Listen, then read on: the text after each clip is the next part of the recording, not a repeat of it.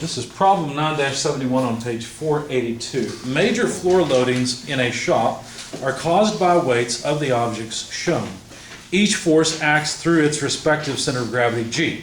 Locate the center of gravity, X bar, Y bar, of all these components. Now, for the sake of the video, I'm going to hold up the figure of the problem we're working, but you will want to make sure you're looking on in the book at this figure so you can understand what I'm doing. Because what I'm going to do is immediately go over to Excel and work there instead of at the board. So, rotate the camera. How many objects do we have that are weighting down this floor? Four. That's right. So, let's just make object 1, 2, 3, 4. What are we balancing out here? We're balancing out mass or force, weight, if you like. So, let's make a column of weight in pounds force. And for each of the various elements, put in its weight. Now, these weights really are not all that large, but we will humor them, whoever wrote this problem. Machine 3 has a 600-pound weight. You know what's nice about Excel? If you type in a wrong number, but you get the equation right, you can just correct the number and it goes through and calculates it for you. How many times have you worked with your calculator and you realize, oh, I hit a wrong number, and you got to go back and do a bunch of work, right? That's why Excel is so great, or at least spreadsheets are so great. Anyway, the barrel is 280 pounds. Now, I'd like to locate each of the centers of gravity of each of the objects. So, for example, the bandsaw has an X bar of, or X tilde, excuse me, of 6 feet. And I'm not going to work off my sheet because I want to make sure I did it right when I do this manually.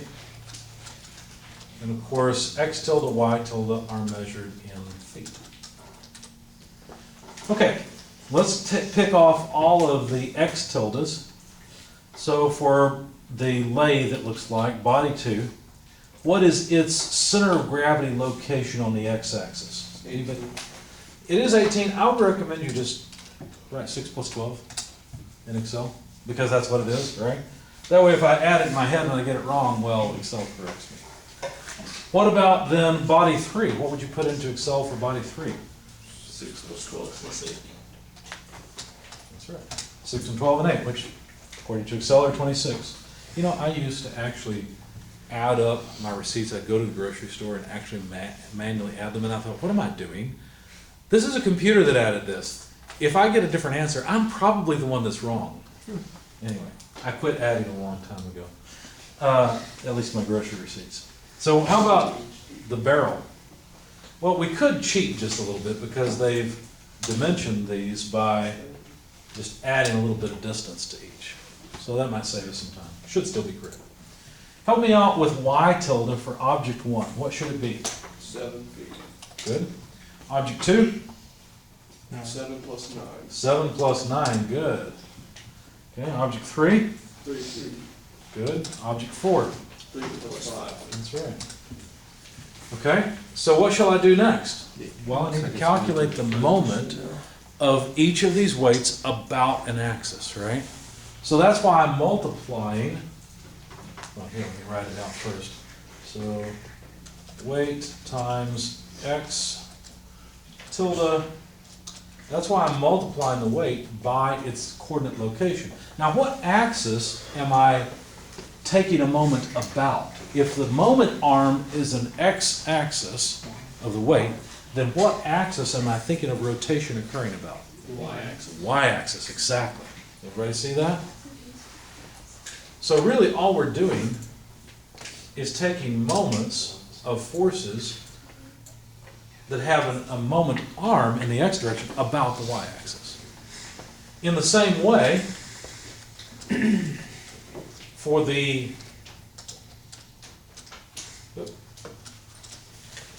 weight times the moment arm along the y-axis, what axis am I taking moments about, or computing moments about? The x-axis, exactly. So, when I tell Excel to multiply this through, what I've done is calculate the moment about the x-axis of all these weights.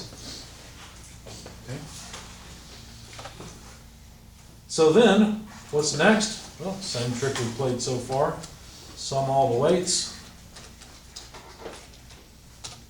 Sum all of the moments.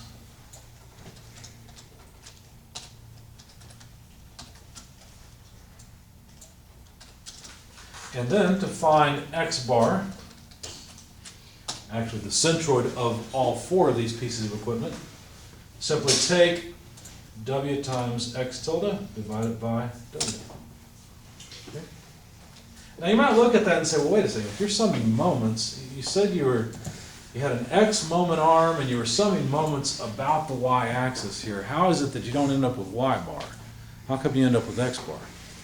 Because what we're doing, we're still summing moments about the y-axis of all the weight. That's what x bar times the total weight is. It's the moment of all the weight about the y-axis. But the moment arm is still an x moment arm. Does that make sense to everybody? Any questions about that? Okay. So to get y bar, I don't know, you tell me, what should I do? Tell me cell numbers to put in here. You know what cell numbers are? F6 divided by F6, D6. good. Divided by D6, exactly. Okay. Units are? Feet. I hope they're feet. If not, I don't know what I'm gonna do. Because these, of course, would be foot pounds force, as would these.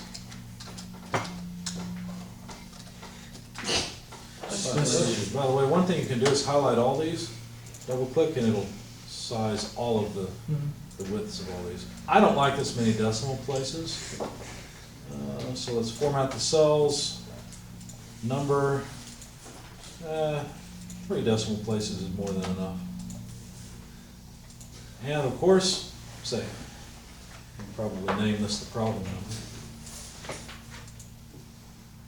1-71, let's see. Now, here's the $1 million question. Did I get it right? 18.975 and 11.021. Yes, we got it. My hand calculations still work.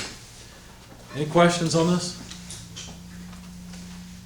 Going through them pretty fast. All right.